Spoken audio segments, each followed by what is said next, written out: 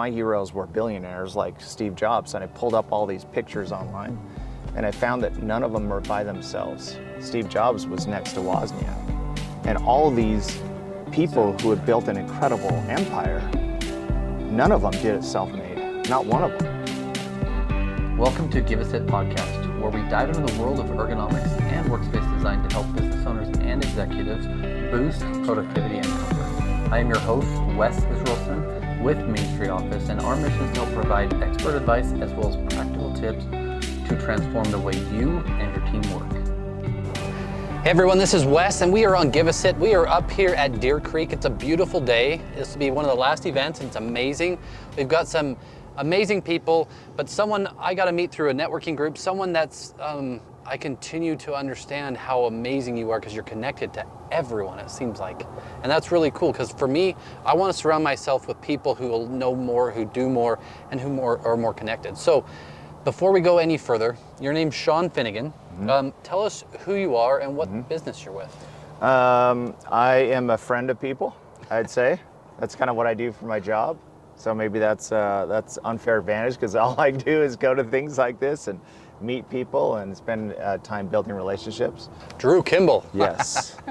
Outside of that, as you didn't hear, he said, I do this almost every day. Pretty much. That's pretty amazing because for me, this is what I love, and getting people to connect on such a deep level as well as get to know what they're looking for, how we can help or how we can connect. That's amazing. So tell us a little bit more about TaxHive and or how, like all these relationships, how many years have been doing this and how have you connected with people? Yeah, so I have a reason why I started this. In 2009, I decided to start my first business. And if we all know anything about 2009, it was a bad year to start a business. I wish someone would have told me, gotten a time machine and said, hey, Shawn, what are you doing? You're starting a business in a recession. Don't do this, right? So I decided to start a business then. I came from a father who was a bookstore manager. And so he knew for 40 years how much he was going to make down to the penny. And it wasn't a lot. So I had a side hustle mom who was the total butt kicker. Started multiple businesses to support 5 children. So I didn't come from money, but I wanted to be an entrepreneur. I wanted to throw my hat in the ring and go get that done. And so in 2009, I launched a business. And I actually created a spreadsheet, and the spreadsheet said I'd be a millionaire. So I was pretty stoked. We've all done that, right? Yeah. Where you start putting your projections in, they start looking good. That's what we did. I didn't even have an office. I was in a hoagie shop while we did this. So we were looking at these projections and getting pretty excited. So I had the projections, I had my plan, and then the next step was to go raise funds. So for the first time in my life, I went and raised money, which is a totally different kind of challenge. So I met with about 70 angel investors, and I convinced 23 of them to give me 1.5 million. Wow. So right out of the gate. Yeah. Wow. Which was hard. It's like, hey, I haven't created a dollar yet, but hey, Wes, give me $250,000. This is gonna be good. This is my spreadsheet. Right? Yeah. And I got 23 of them to say yes. And I launched this business and I was super, super stoked about it. And I still remember the day I went on LinkedIn and I put that I was a CEO. So now my mom was proud, my dad was proud, all my friends and family. You know, I felt like I was the king of the world in that moment because I could show you in my operating account from 0 to 1.5. And then I could show you I was a CEO and I had employees. And I was stoked. So that time machine, going back to that day, I felt literally like I was the king, right? And, you know, Kevin O'Leary says in business, poo-poo happens. And for me, poo-poo happened over the next 12 months. So if you've made a mistake, anyone watching this has made a mistake in business, I probably made something similar. And business was extremely hard. And it was harder than I ever even thought it would be. And I made mistake after mistake. And I had operations problems and sales problems and marketing problems, all to the way to the point. And in 12 months, I lost 1.5 million. Gone. And so now you have this, you have like a pounds per square inch pressure because you have friends and family that thought you were amazing and that you're a CEO and you're high flying. What about all them? And they're disappointed. So you have that pressure. What about the employees that have faith and confidence in you? Yeah. You brought a board. They believed in your vision. They're there. What about them? What about 23 people that said yes and gave me money having faith in me? So all this stuff starts just weighing on me, and the rock bottom for me was on a Thursday night because Friday payroll was due and I had $2,500 in the bank. At this point, I've hawked my house and my car. So, I mean, you talk about the difference between problem and pain. The problem is I had a failing business, but my pain was a real physical pain where I was literally in fetal position that night because the next day I didn't sleep a wink. The next day it meant that I had to wake up and tell people, I can't pay you. And so I woke up that next morning praying for a miracle. A miracle doesn't come. I go to the office and it's just miserable. And then we went to lunch, and I'm at lunch, and while I'm at lunch, my controller calls me up and says, hey, Shawn, talk about divine intervention. But hey, I was digging through the safe. I found $3,000 in petty cash. What do you want me to do with the cash? And I was like, I want you to hang on to the cash. And if you remember from your college and high school days, cash is king, so it clears immediately. So I drove to the office, picked it up, went to the bank, and I put that money in, and I cut physical checks by hand for each individual on my team. And I still remember the color of the check, everything else, and driving back and handing each individual that check, right? And I made payroll by $1,000, a couple grand. And for me that day, it was like the pain was a greater motivator than success. So I said that day, I'm gonna do something I haven't been doing, and I'm gonna get comfortable being uncomfortable, and I'm gonna go reach out of my lane. I was like knee deep in crocodiles. I had this buddy, Kevin Moody. He was the networking guy like me now, right? Hey, you should come to this. My heroes were billionaires like Steve Jobs, and I pulled up all these pictures online, and I found that none of them were by themselves. Steve Jobs was next to Wozniak. And all these people who had built an incredible empire, none of them did it self-made, not one of them. Yeah. Relationships they'd done in business. Steve Jobs, when he took back over Apple, his first call was to who? Bill Gates.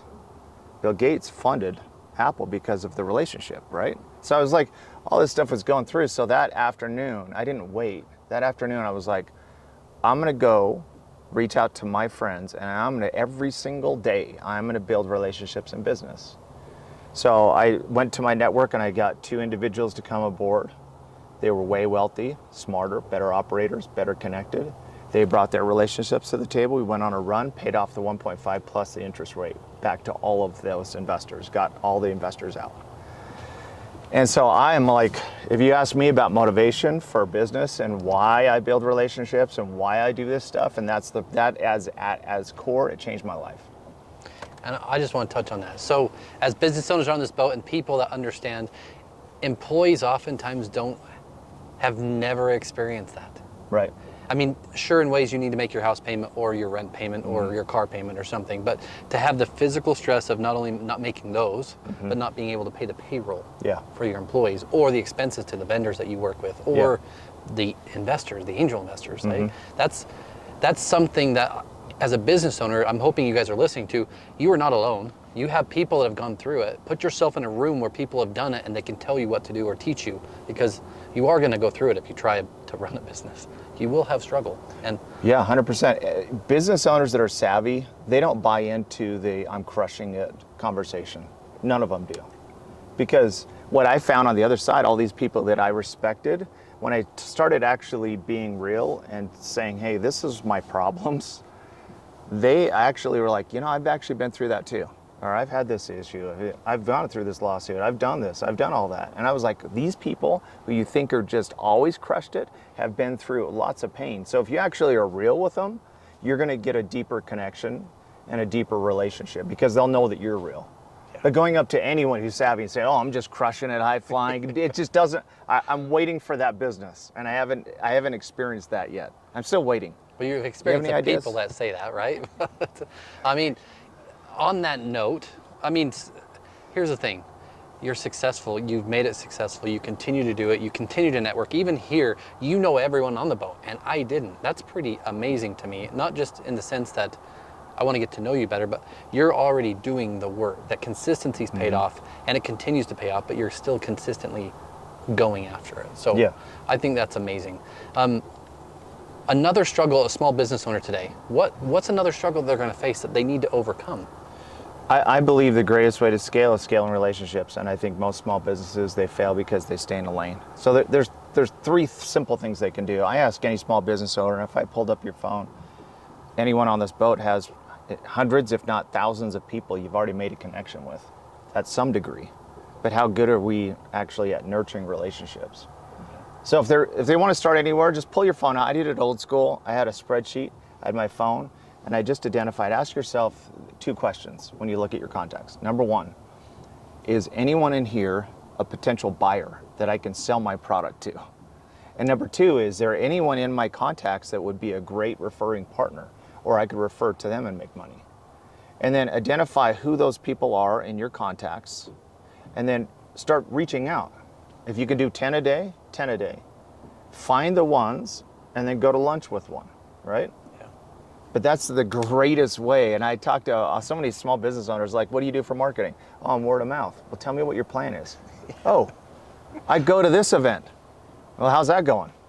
Well, I'm still waiting for it to kick in, right? It's like there's no real plan. There's so much more that small business owners can do. Light years they can do, right?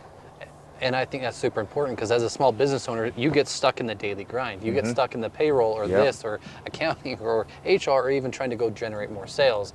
And you forget that you really need to go build, like Stacy said earlier on her podcast, go build the network. Yes. And let your team do the work. Your team wants to do the work. Right. Right? Yeah. So I think that's super important, especially how you said it, because, I mean, it rings true to me. Yeah. And being on this boat for me was just an idea. We made it real. You're here. Smart. And it's real, raw, and it's relevant to the point of getting honest people and talking about honest problems and how they've succeeded. Right? I love people who do things. You know, I talked to another big problem I see is the start is generally what stops business owners. You know how many times I've heard, I want to do this podcast. I have a good friend, his name is Ryan. He's a wealthy person. He's like, I want to do this podcast. I want to do this. I was like, great. He built a studio. He's put thousands of dollars into the cameras and sets, and he showed me all the pictures, what he was doing. I didn't see him for a few months. I was like, hey, Ryan, how's the podcast going? I haven't done one yet. And I'm like, what are you waiting for? Oh, I'm just waiting for this other piece of equipment or whatever that crap is. It's what we tell ourselves, right? I was at a golf tournament 3 weeks back, and this guy comes up to me and he says, hey, I watched I watched one of your episodes, and you know your mics suck. Like, I couldn't hear you. Yeah, right. And I'm like, okay, what episode? Yeah, Who was on it? Well, I don't remember. I'm like, what episode?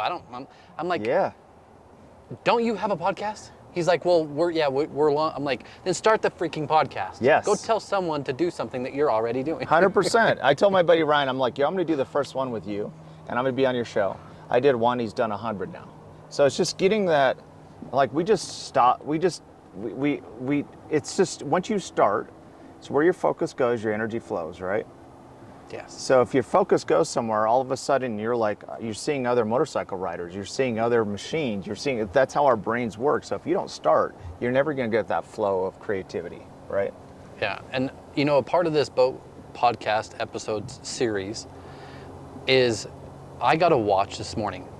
This amazing person talk to other people on this boat and instantly start creating additional ideas to generate more wealth, like revenue, income, streams of networking, and all these things. So I just want to say, like, listening to you talk, especially to other people, that's inspiring, because that's what my heart wants to do. Yeah. I continue to build, and I just think it's crazy because you don't just inspire people, you connect with people, but you get people to push past their box. You get them to move. Yeah. Too. I think a lot, you know, I talk to people all the time, like, what do I say? Do I have to just launch into a pitch? And I'm like, just seek to understand. It's Stephen R. Covey, seek to understand, and then to be understood. But I'm to be curious about Stacy and what her business is, and ask really good questions. And it only takes minutes before I start understanding what she's doing. And then I try to lead with value in anything and give her some perspective. And then conversely, reciprocity is a real law. It's not like just this mamby-pamby idea. It's an actual law. So if you lead with value, guess what? You get value in return. Yeah. And that's important to me, especially doing this, connecting with other people. Outside of that, you know, early on this, we got to talk just as we were waiting for a couple people to get here, you started talking about some of the stuff you do with your family. I would truly love to have you share some of that, because for me, it touched me. I try to be the best father, the best husband, the best person around anyone I am, and try to teach. So what, like, if you have daughters or sons today, or even your wife or your spouse, what was a couple of those little things that you do? So I have a good friend, his name is Kelly Cardenas. He's got the coolest hair of any person I know on record. We want you on here, by the way. Yeah, you actually get Kelly on for sure. He's got really cool dreadlocks, and he has a necklace that looks like his dreadlocks. That's cool. Right?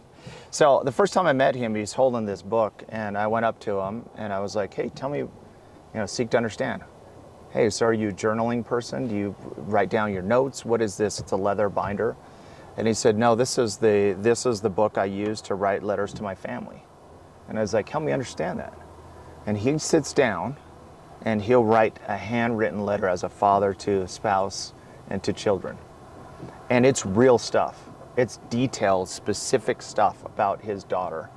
Hey, you were in the play that I saw you. Your acting in this was amazing. Like, really details the whole page.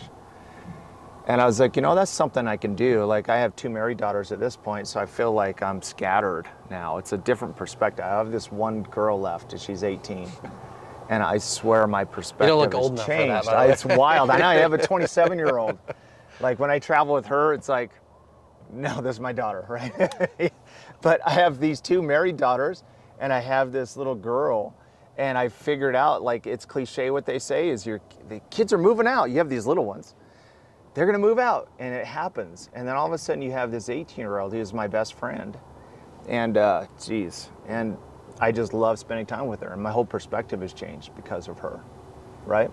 Yeah, I think that's true. I mean, you can feel the passion, you can feel the heart, but it's true, it's authentic. Like my shirt, it's authentic. And I just love that. I mean, when we started talking on the boat, my mind instantly just stopped. I'm not going to ask anything about certain things I want to talk about this because it's real. Yeah. How many people need to hear about this today? So important. I think one of the things I do is I'm like that person that tries to get people together now because they're so spread out. So I do these activities and stuff.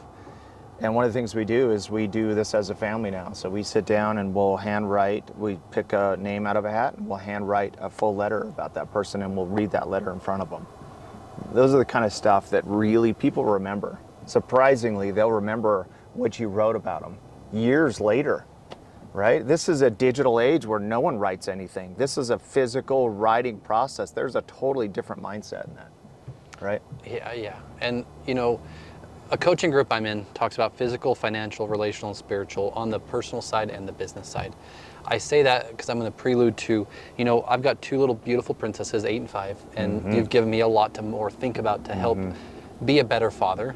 Outside of that, I know as a business owner, I get stuck in the mundane stuff. Yeah. And I'm down here in the weeds. Sometimes I forget to pull back, or I'm at home and I'm trying to go through a business call and I'm like, my daughter tugging on my shirt or dad, and I'm finally just like, okay, we've got 2 hours before you go to bed. 2 hours are yours, and I'm going to spend that time with you. Amen to that. So I really appreciate that because as a business owner, what good is it to work so freaking hard and not have spent the time with the people that matter the most? Yeah, amen. So outside of that, what's another passion you have? So I love all things dirt. So I feel like there's great dirt therapy, right? So I love mountain biking. So electric bike or just pedal bike? I do it all. Okay. But it's actually a networking thing I do too. That's cool. So every Friday I get together, it's network and pedal kind of thing. That's cool. And then I do advanced kind of stuff where I go with a whole group. So I get both things done. So like 2 weeks ago, I had 25 people show up. Talk about a motorcade at my house, and 25 went up into the mountains.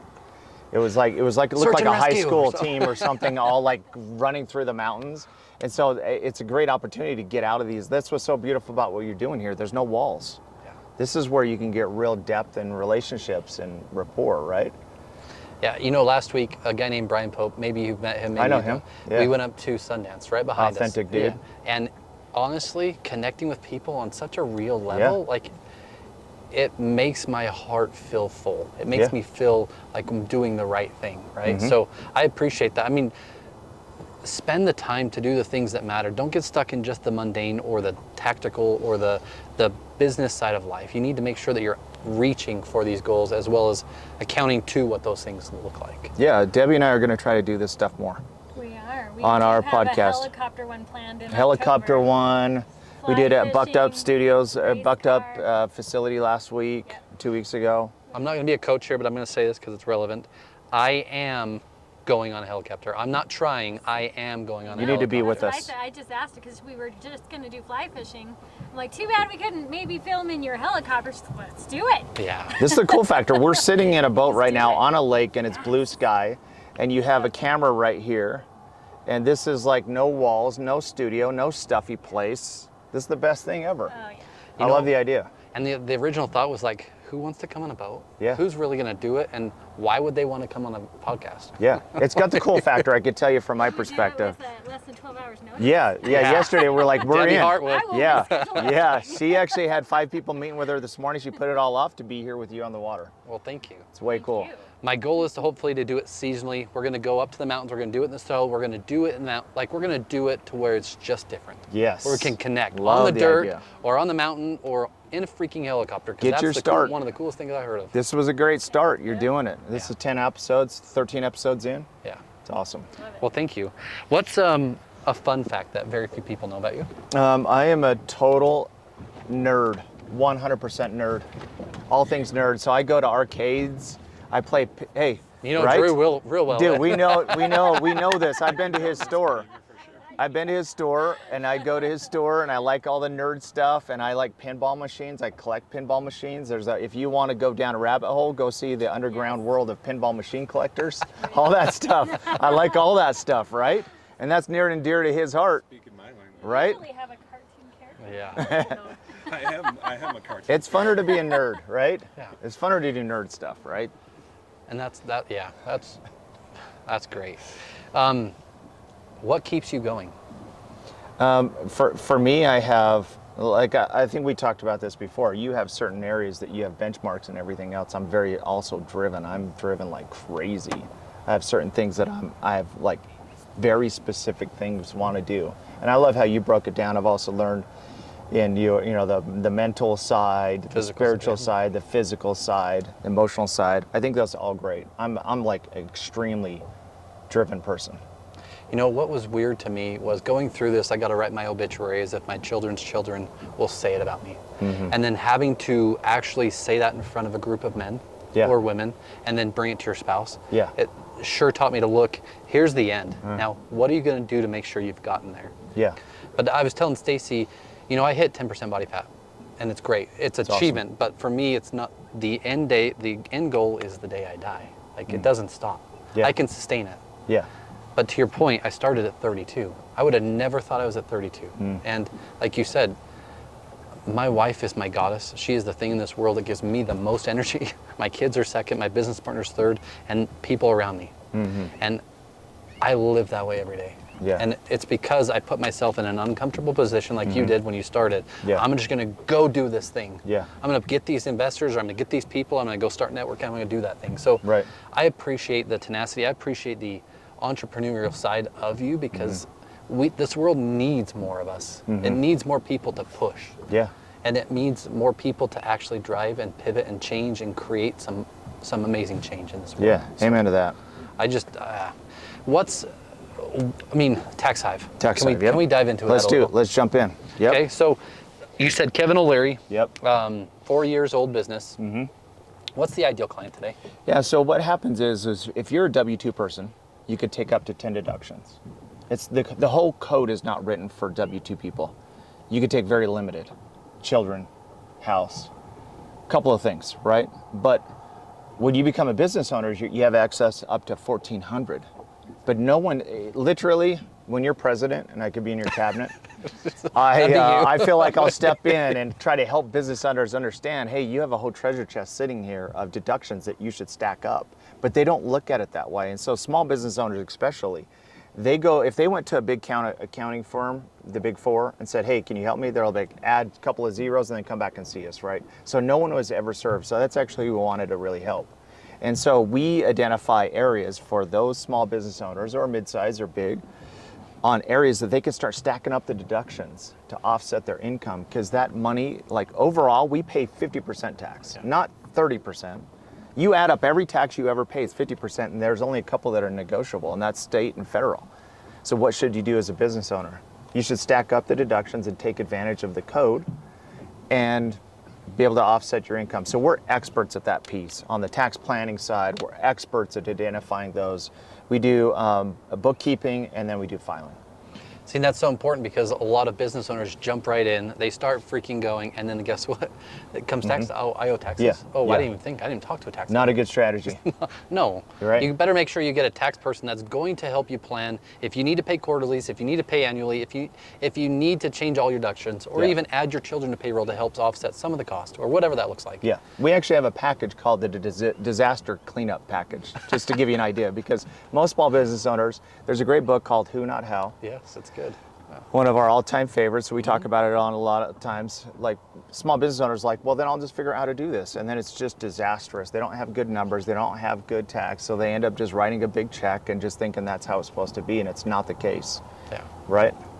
We want to be the who for their tax piece. And a lot of the times, business owners reinvest all of that money, so they didn't even plan to pay that tax. Yeah. Or pay whatever it is that they have to pay Yeah. at the end of the year. Or, hey, Yeah. can I change it now and it's April 10th? No, Yeah. that was last year's taxes. Right. So Yeah, I'll give you a quick example of a quick one. So I served a mission in Georgia. Okay, so I lived in Augusta, Georgia for a while. I am a huge lover of golf, that's cool. and there's a sacred place there called Augusta National. Never been. It is crazy. So this is not recommended, by the way. One night I was driving around and I saw the course, and I got out of my car and snuck out on the course. And I'm amazed I broke the rules, and I'm amazed I didn't get tased. So don't do that. But if you walk out on that course, one, it's the most pristine place on the planet Earth. It looks like velvet. I mean, you walk there, it's like literally spiritual. I'm telling you. That's cool. But if you look around, there's no hotels. So what happens is 250,000 people descend on that tournament for 2 weeks. If you live in Augusta, Georgia, you want to jump ship, you don't want to be there, you want to leave for 2 weeks on vacation, it's disastrous for them. So they end up renting out their house for $1,000 to $5,000, a lot of money. So let's say they bring in 30 grand of revenue, they've had to in the past pay 10,000, they got sick of paying that. So they hired a lobbyist, went in front of Congress. Congress said, yeah, we'll approve a 2-week Augusta rule. Wow. Where you can rent out. Now, what did that happen? It became a tax code, and every business owner has access to it. It's now federal. So now you as a business owner can rent out your own house to your business and pay yourself rent for that event, and you can write it off as zero tax for 2 weeks, a year, 14 days, right? Wow. So those are the things, no one sits them down and says, hey, you should do 2 weeks a year where you can make, let's whatever that number is, and that's completely comes off the top. Let's start stacking up these things to offset, right? And we're going through a 1031 exchange as a business. We're going through some things and learning a lot. Everyone says dump it all in 1031 and don't pay tax. Everyone says pay the tax, take your cash, and do whatever, right? Right. But what's interesting about what you said, and it would be cool to do, is if you put your CPA, your tax advisor, and maybe even your financial planner all in one room, even on a lobby this, and freaking go, I do this, what happens, what happens, what happens? We do it all the time. See, that's what's cool. Yeah, it's the who's. Yeah. Get a good who team around you, right? Build your power team. Yeah, I think that's awesome. Yeah. I've thoroughly enjoyed it, and we have some great tax people, so thank you for all the work you do. But it sounds like there's certain things that we should be looking at, and not just us, but a small business. You should be reaching out to them because they're going to find the things that you need to help grow your business. Yeah, we'll give you a free blueprint where you can go and answer the questions yourself. It sends you out an email. It's just for your own self. It'll show you up. You can save thousands of dollars now. Something interesting I just thought of too. My wife and I own a studio salon. You know what that is? Yeah, sure. So there's so many of those women or men or whoever is in those studios, whether they're art tattooed artists or nails or all of them have their own little businesses. Yeah. And none of them have tax planners. 100%. Yeah, they just end up saying, oh, I just think this is how it's supposed to be. Yeah. Yeah. So anyone watching, if you own a small business and you work out of a room or you lease a space, it doesn't matter. You should find someone from TaxHive and make sure that you're actually planning for your future. Because not just the money you're going to make today is going to be paid to the government or not, but you need to think about your family. because you can grow this great business and not have all these tax savings or deductions and pay it all away anyway. True wealth is what you keep. You said Not cash what is you king make. earlier, right? That's right. Now, in the last 2 years, every day I leave, every day I come home, my daughters come up and want to kiss me on the lips. I won't kiss my daughters on the lips. I'll let them kiss me on the cheeks. Right. Because that's for my wife. But Yeah. like, it Awesome. wasn't like that before. Yeah. I didn't treat them as much as I do, and I didn't take the time for them, as well as trying to make sure that you have all these goals. If there's a business owner today and their first goal, what would be their first goal they need to set, and what would be like the next one or two, would you say? Yeah, a lot of business owners, like, I do believe cash is king. Like, I mentor for iHub. It's a bunch of, picture 80 scrappy business people. And I just did a mentoring session this week, and this guy's like, I was like, what is your cost per month? He's married, he's got a kid, and he's like, oh, it's like $1,282. And I was like, where do you get your income? Because he's like trying to scrap and trying to figure this business out and get it off the ground. He's like, oh, I have it here, and I give plasma for the last 287 bucks. And I was like, okay, so what's your big holdup right now? What's the one thing? And his one thing was he had someone offering 50,000 bucks for 10% of his company. He just didn't know if he wanted it. And I was like, what is the number one reason why you'll go out of business? Number one. And we talked about some things, and I said, is that you don't have any money. Kevin O'Leary refers to it as blood in your body. When the blood's gone, you're dead, right? Yeah. I was like, take the 50 grand and put it in the bank and start, what can you do with that? If you got the 50 in, what are you going to do? So if you can create a good profit, like, it's always like, I see these people just spinning, just create cash. It'll keep you around for, you have a big balance statement, it's not going anywhere for many, many years, right? So just focus on, like, what's your fastest way to get profits in the door? That'll keep you around for many years to come, right? Have you read a book called Profit First?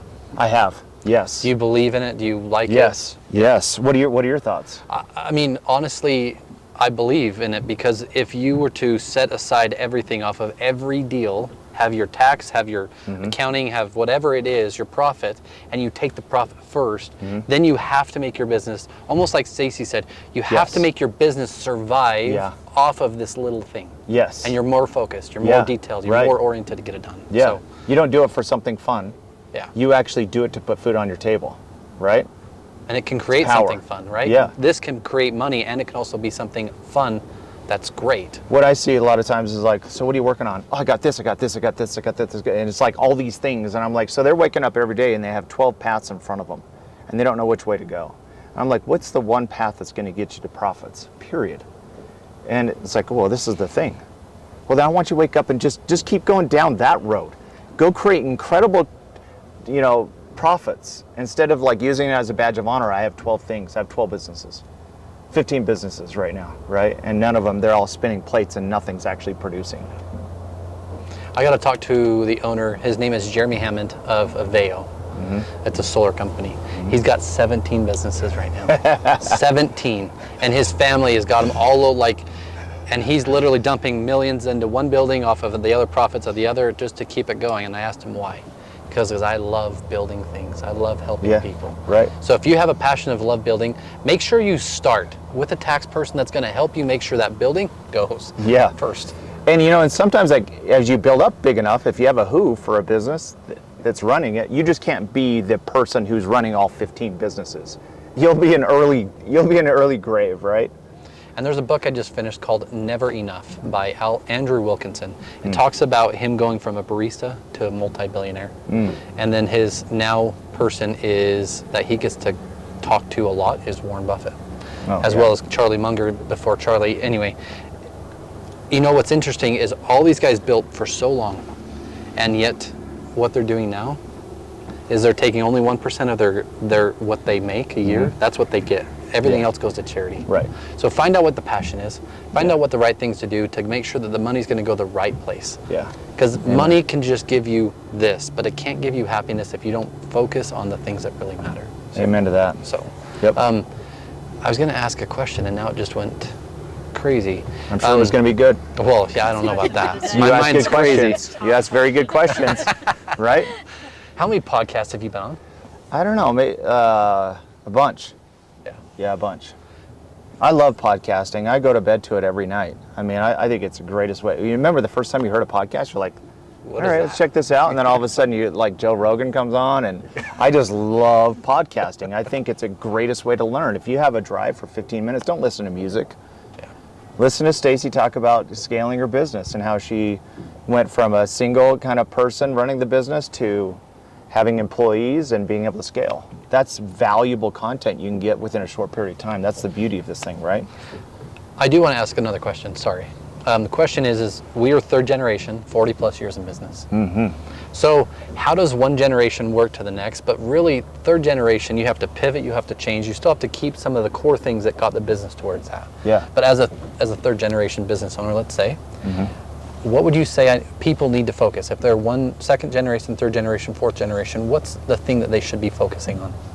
Yeah, I mean, you have a family element, right? Yes, absolutely. The family's involved. How do you manage the family side? I mean, it's great and it's hard at the same time. There's always challenges with that piece. Yeah, and at the end of the day, you do have these complexities, but at the end of the day, just make it a great business. You know what I mean? Just focus on that, because you can get carried away in all the family stuff. I've seen friends go through hard things with that. But as long as you're focusing on it, you know, good sales solves a lot of problems, right? Bring in good sales, have great success, everyone's a lot happier, even on the family stuff. But it's hard. It definitely adds a new element of complexity. The question I wanted to ask you, so you do a lot in the realm of getting to know people. You put yourself in these spheres of people. So someone today, should they build their personal brand? Should they market? Should they create a podcast? What should they do to help build what they are trying to deliver? Yeah, so I'm a big believer in creating your own community. Create your own table, right? So I did this years ago. I did it 2 years ago. I went to all these other events and I was like, you know, I kind of want to just do my own event. And then I started with like these three, right? And you. And I was like, what do they like and what don't they like? And I started there and I was like, how do I get them out of their busy offices into a room? And I started checking off everything that they don't want to do. They don't want to spend 3 days. I can't pull you aside somewhere for 3 days of your life. I'm not going to take you a Saturday. I'm not going to ask for thousands of dollars for you to join a lunch. So then I'm like, everyone has to have a lunch. There's a great book called Never Eat Lunch Alone. So, and then also I'm not going to do it every single week. So there's a cadence. So it's just, what are the things that's going to require these people to get out of their office and into a room? And I started the X Room 2 years ago. I started with 35 people in the room. And I think you need to come, but you were all there last week. It was 200 people. Wow. So it's grown from 35 people to 200 people. I do it every quarter, and it's just a lunch for 2 hours, and you have real FOMO. I had Deb. Oh my gosh, people were texting me for days afterwards. Her friend. I get my invite. Yeah, her friend Deb also. She paid a change fee on her flight to come back early so she could be at it. People flew in from Florida to be at it. Wow. I want FOMO. I want this thing that's like, so I believe in creating magnets. What you created here is a magnet. People want to get on this boat. They want to be with other great entrepreneurs, and they want to be on a podcast. Create your own magnet, whatever that looks like, right? I think it's so much power and ability to scale just on your own thing. Well, I just want to say thanks. If you know him, he's an amazing person. I'm going to get to know him better, and thank you for being here. And this is seriously about a passion to help people. Obviously, what you're doing is talking about how to grow and help people in general. Tax Hive helps businesses, helps families, helps generations. So if you really want to be helped, put yourself in a room of people who actually help people. Get yourself outside of what is comfortable. Get out of your damn office. Get in the freaking area and do something. So good. So yeah, thank you. I just want to say thank you from Give Us It Podcast, and thank you so much for Wes. me. Appreciate it. It's an honor. Appreciate it. Great for. Until next time, sit right, feel great, and achieve more. This is Wes Israelson with Give Us It Podcast.